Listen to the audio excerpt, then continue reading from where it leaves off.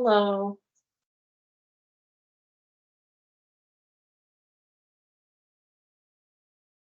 Hey, Melissa, this is George. Can you hear me? Hey, George. How are you?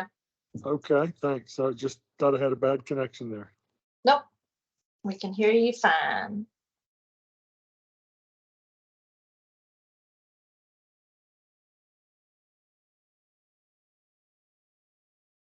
Hey, Susan.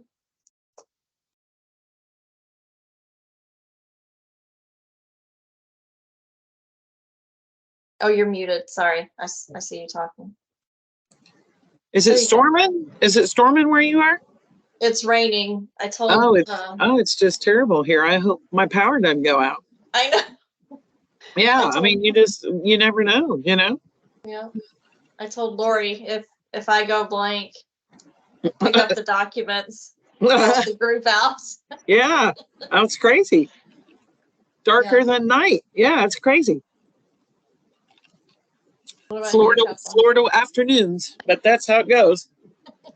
All right, I'll shut up now. I'm going to mute my mic. Good to see you. Good to see you.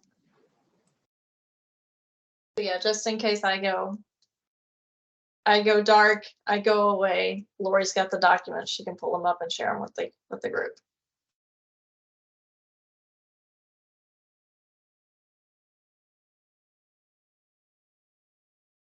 Hello, Katie. Happy Wednesday. How are you? All right. How are you? I'm good. I'm tired, but we're good. Tis a Wednesday for sure.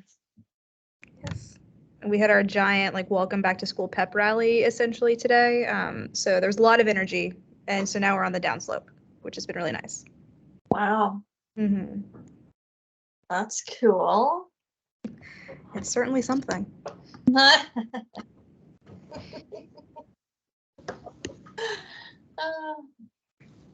Too funny.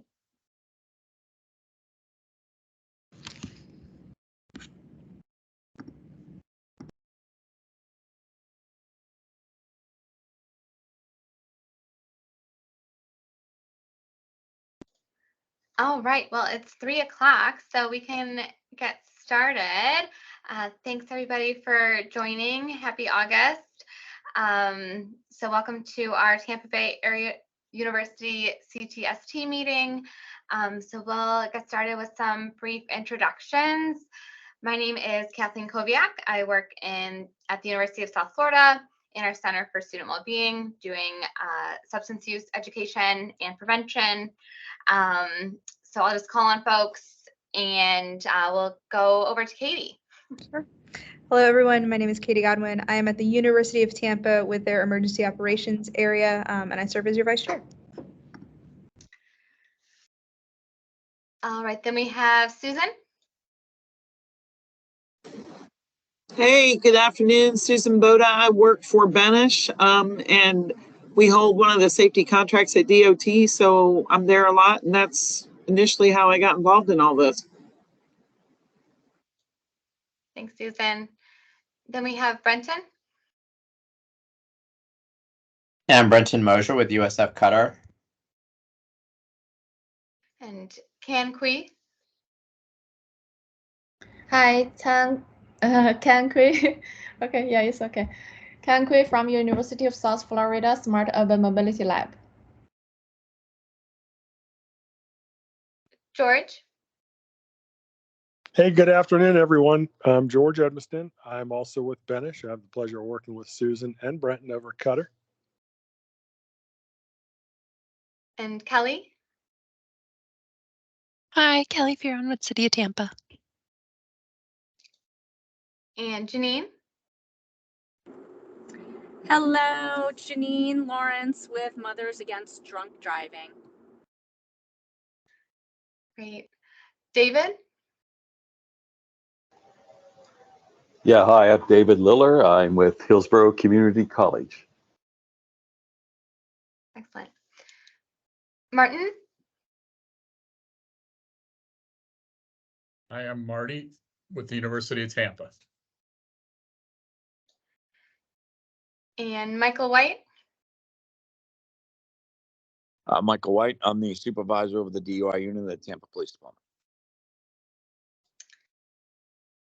We have Michael Taylor. Hi, everyone. Michael Taylor from the Hillsborough County Emergency Medical Planning Council and Trauma Agency. Excellent. Then we have Lori. Hello, everyone. Lori Paleo with JMT. And Melissa. Hey everybody, Melissa Shepherd, JMT. And just to let everybody know, this meeting is being recorded. If you are not speaking, please mute your mics. Thanks, Melissa. Oh, and then Danielle McDonald just joined. Would you like to introduce yourself? Hi, everyone. I'm Danielle McDonald. I'm the Associate Vice President and the Dean of Students for USF Tampa. Excellent. Glad you could join. Did I miss anybody else who hopped on while I was going through the list? Okay, I think we went through everybody. So again, welcome, and we'll start now by just going through our July minutes that were sent out, and Melissa's going to pull those up as well. So feel free to peruse through those, and if there's anything that should be changed, let us know, or we can approve them if you think they're good as well.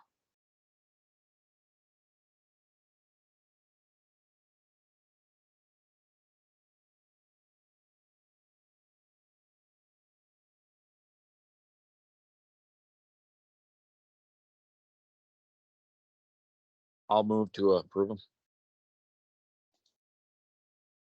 Great. Would anybody like to second the approval? This is Janine. I'll second. Thanks, Janine. All right, minutes have been approved. And thank you again, Katie, and UT for hosting that meeting. Was sorry to miss it, but looks like it went well. And we look forward to when we can be in person again for the next time. So now we'll jump into our business updates and go over our problem areas and any follow-up. So we've got those couple areas that we're continuing to keep an eye on. The Lois Avenue crossing, last time things are being redone on campus and crosswalk improvements, but no CRA meeting as of yet. Any other updates on this for this time?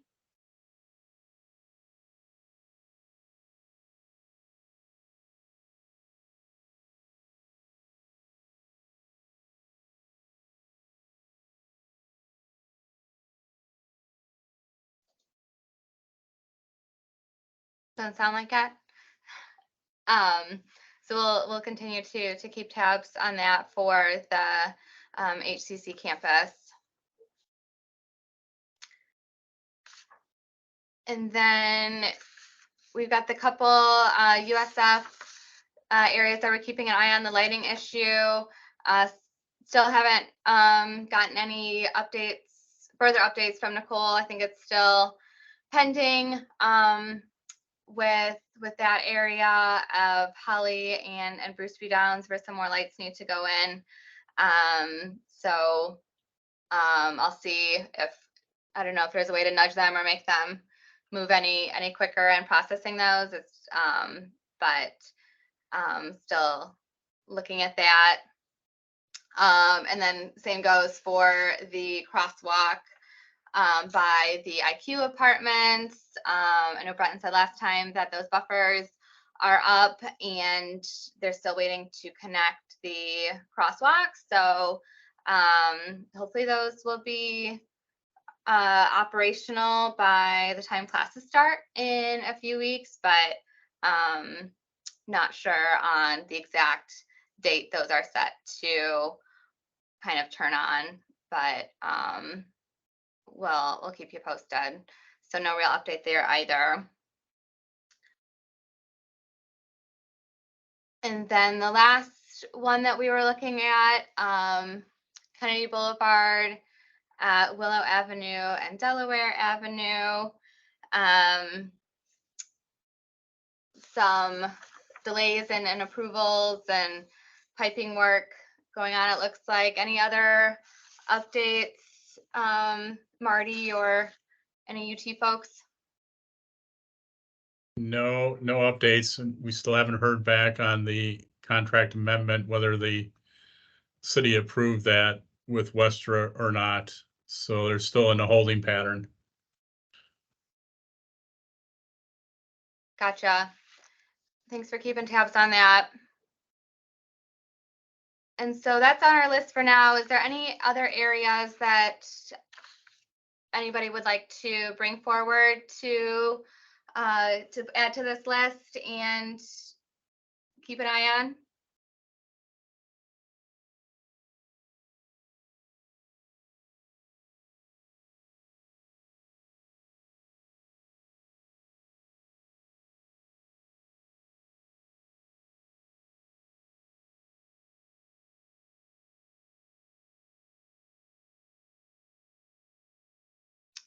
All right. I guess that's it for now. So feel free to continue to let us know if there's any problem areas that we want to try and resolve through this group. All right, so now we'll move on to our activity reports. Law enforcement activity, any updates on that front? I think I'm the only law enforcement here. A couple things. Tampa has been going forward, well, obviously with our DUI education programs in the schools. We just had a checkpoint in Ybor. Actually, thank you to HTC for letting us use their parking lot to facilitate that. It was successful. We have another one coming out just outside of Ybor. That'll be on the 26th. It'll be at Nebraska and MLK. Well, we do have and this probably is the good place to bring it up. Us in the county sheriff's office are going to be doing a DUI saturation in the city. But we want to hit it hard when the kids come back to school so they know not to drink and drive. Because it seems, as in the past, when they come back to school, they go out and they party hard in Soho and Ybor and maybe make some bad decisions. So we want to be out there. We're going to be out there with a lot of officers and a lot of enforcement. I'm just not sure what date all schools kind of go back in or everybody will be back in. So I'll have to figure that out. And so I don't know the date yet, exactly when that's going to be planned. The last thing is fatalities. We had 5 fatalities last month. I believe 4 of them were within the range of universities. We had 3 around the airport, which is HCC. We had 1 at Waters and Florida, which is, I think, real close or just inside of the one for USF. Then we had another one up on Cross Creek, which is outside of everything. So that wouldn't count towards the one. I think it's the 1 mile radius that you all have that you want to know about the fatalities. Other than that, that's just business as usual for us. Thanks for those updates. It was helpful to know USF is starting classes back on August 21st. And then move-in is that week before. Starting the 14th is like early move-in, and then the big move-in dates are that later in the week through the weekend, and everything's going to be in full swing for the 21st. I'm assuming all colleges will be in by, say, second weekend in September, right? There's nobody that's later than that, I wouldn't think. Right, yeah, I think by Labor Day, I imagine everybody's up and running. Yeah, I think UT is the last in the sequence of colleges to start, and our first day of classes is August 28th. So we'll be back by then. Perfect, thank you. Excellent. And then bicycle pedestrian reports. Breton, do you have anything to share on Cutter? Yeah, I have a couple things. So we are going to be doing some outreach at both HCC Dale Mabry and on campus when school resumes.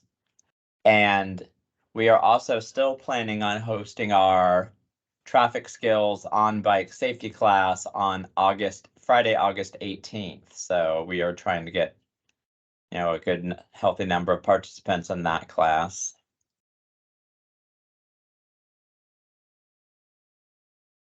And we're also hoping to launch, Mike Zinn has approved this, but he hasn't approved some of the questions I sent him. A geofencing campaign for the campuses starting, during the first week of classes. Actually, during the first month. It'll probably run till the end of September. So we'll prompt them with a little safety quiz and then offer them a little safety item for completing the quiz.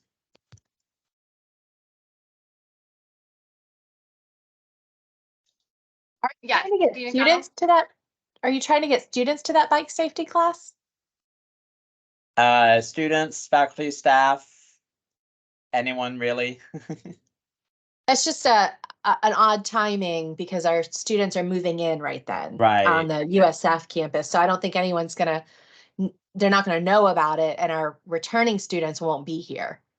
Right. So just to let you know about the timing of it. Yeah.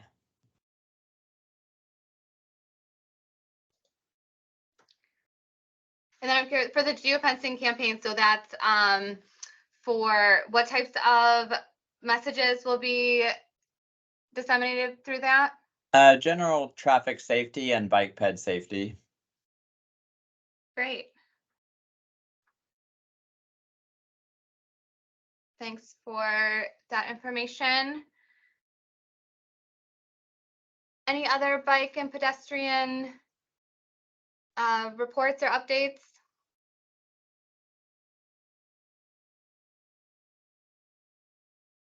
I have one update. So after the USF school starts, for the next semester, we plan to do a pilot program. And the objective of this pilot is a small pilot program. So the objective of this small pilot program is to observe the e-scooter riders' behavior, user behavior, and infrastructure usage, as well as the real-time speed. Yeah, because we know the speed is a really, quite big issue recently for the e-scooter riders. And we want to gain valuable insights into safety challenges and opportunities for improvement. So by conducting this real-time observation and data collection, we aim to develop evidence-based strategies that can promote safer micromobility experience for everyone.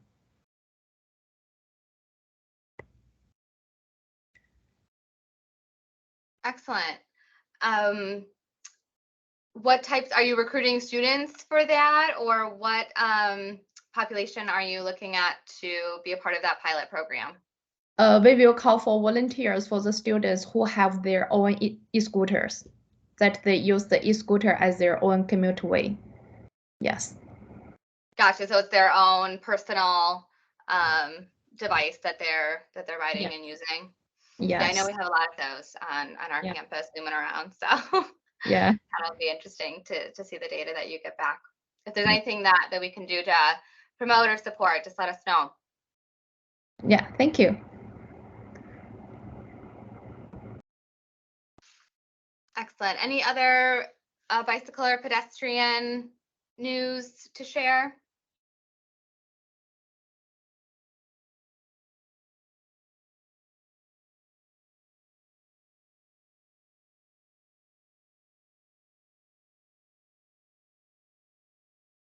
All righty. So then we'll go to our fatal crash map here, which I don't think has the fatalities that Officer White mentioned. But Lori, if you want to walk us through this, what we have? Sure. Okay, so from January 1st to May 15th, there have been 6 fatal crashes within 1 mile of a college campus. or 5 fatal crashes. We counted one as 2 because it was located on the buffer of 2 college campuses. At last CTST from January 1st to April 15th, there were 4 fatal crashes. There have been 2 new fatal crashes since the last CTST maps were created. Those 2 fatal crashes include a bicycle fatal crash at the University of South Florida and a pedestrian fatal crash at HCC Brandon. For the bicycle fatal crash at USF, it occurred on North 59th Street and Soaring Avenue at the 4-way intersection. In day cloudy conditions, it involved an electric bicycle, and the bicyclist ran the stop sign on Soaring Avenue approaching 59th Street. And then for the pedestrian fatal crash that occurred at HCC Brandon, and it occurred on Falkenberg Road and Highland Manor Drive at the T intersection in day clear conditions, and the pedestrian was crossing in the marked crosswalk on the white walking symbol. And then the next thing is we added a new addition to these fatal crash maps. We added fatal crashes by month. So you're able to get like a year-to-date comparison between 22 to 2023 to see if we're doing better or worse than last year in terms of fatal crashes. So currently there are 5 fatal crashes, and then over the same time period last year, there were 4 fatal crashes. So we're up 1 fatal crash since last year. And that's what I got.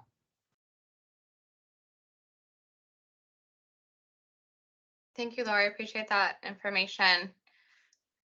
Any questions, comments? Lori, about you this? said they ran the stop sign at Soaring Avenue, the e-bicyclist. Yes, I have in my notes, the bicyclist ran the stop sign on Soaring Avenue approaching North 59th Street, and it was an e-bicycle. Okay.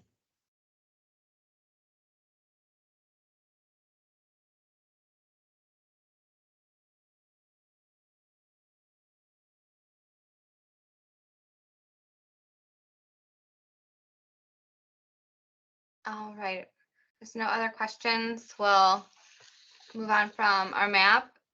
Helpful to have that year-to-date comparison, so appreciate that being added in. All right. Those are our main agenda items. So now we'll just open it up for any folks to share announcements, things that would be useful for this group to know, or questions.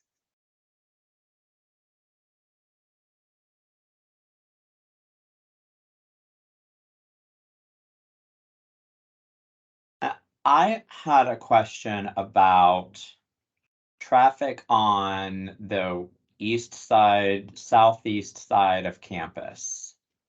I'm going to put some pictures in the chat here.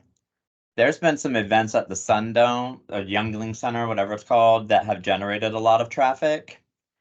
And I'm concerned that when there's a stadium going in, that this is just going to be amplified. And I haven't heard anything from facilities or anyone about dealing with that sort of level of traffic that'll be brought in. I'm wondering if anyone on the call had any insight on that.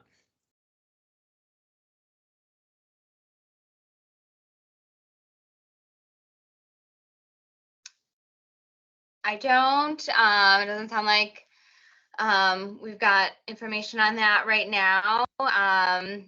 Can touch base with maybe UPD. We're talking about the roads on campus, or the city roads. It's mainly Fowler and 50th Street.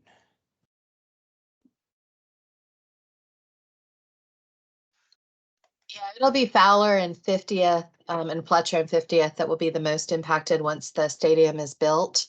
I have not heard or been part of any conversations about that yet.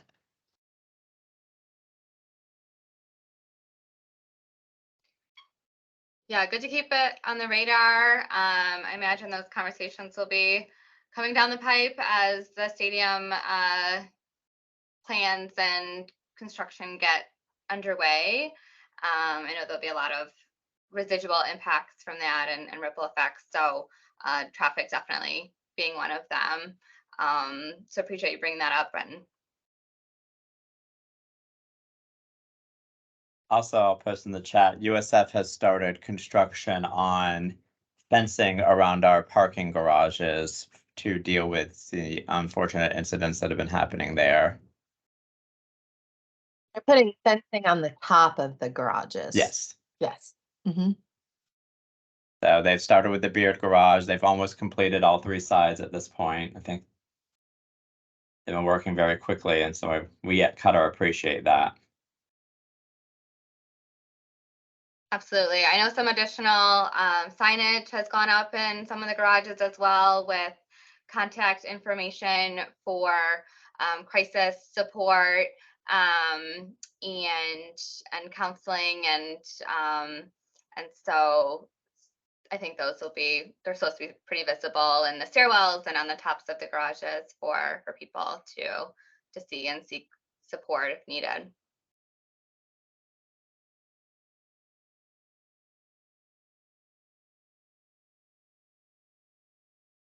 I think something to think about in that, though, is if someone is determined they're going to go someplace else. And so it's thinking about then what other garages are nearby that now will become the place to go.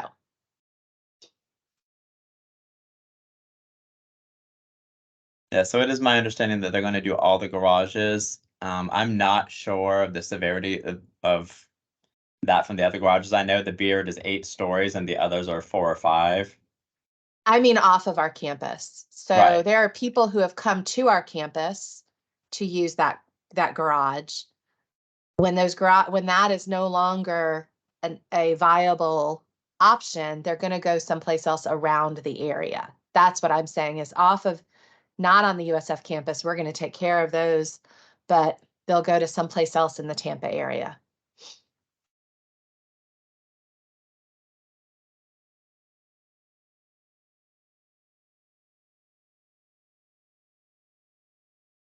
And it's just on the top floor, right? So I wonder if they're doing any of the multiple higher floors floors. could be. Mm-hmm. The plan is to do multiple floors eventually. Okay. That was the USF Oracle article about it. I can send to you through email. You can disseminate.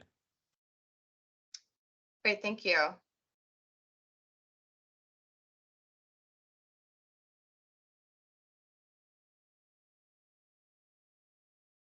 Any other updates that folks would like to share?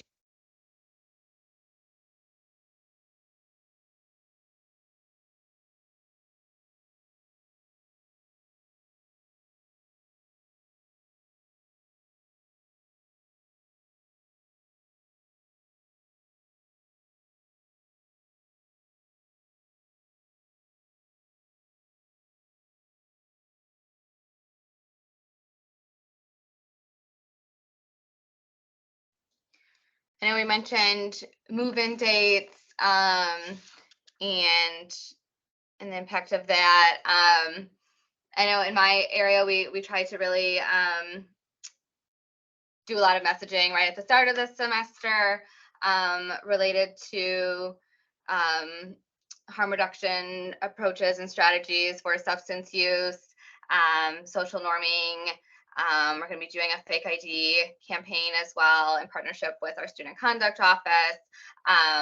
So looking ahead to those first couple weeks of the semester when we're reaching especially new students with that information.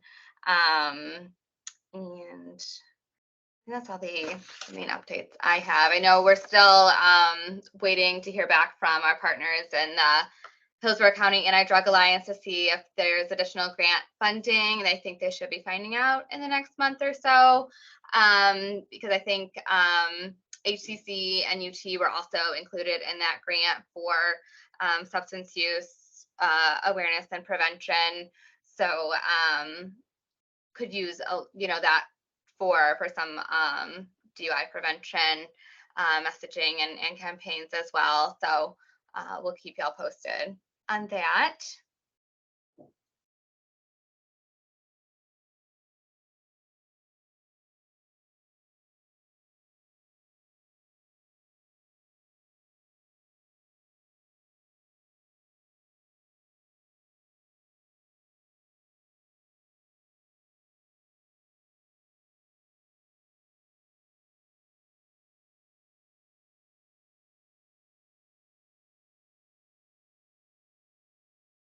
Thanks for sharing that article, Brenton, and pictures.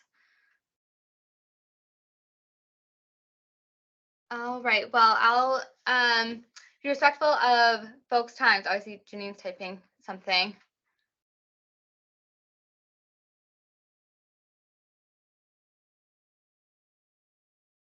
No, I'm good. I guess I had something typed in there before. It shows that I'm typing. I was No like, worries. I didn't want to I'm cut you not off typing. if you had something to share. I No appreciate worries. it though. I don't have anything at this moment. Probably next month, but not this month. Thank you. Sounds good. Yeah, and we'll connect about some potential programs too. Yes, please. Sounds great. Well, thank you all. I'll give you some time back in your Wednesday afternoon. Thank you all for joining. We'll be meeting again virtually on September 6th, same time. And so that link and agenda will be sent out prior to that meeting. If anything else comes up in the meantime, again, feel free to reach out, or if there's anything that you want to be added to the agenda as well. So with that, I hope you all have a great rest of your day, and thanks again. Thank you. Thank you. Guys. Thank you. Bye. Have a good day. Bye bye.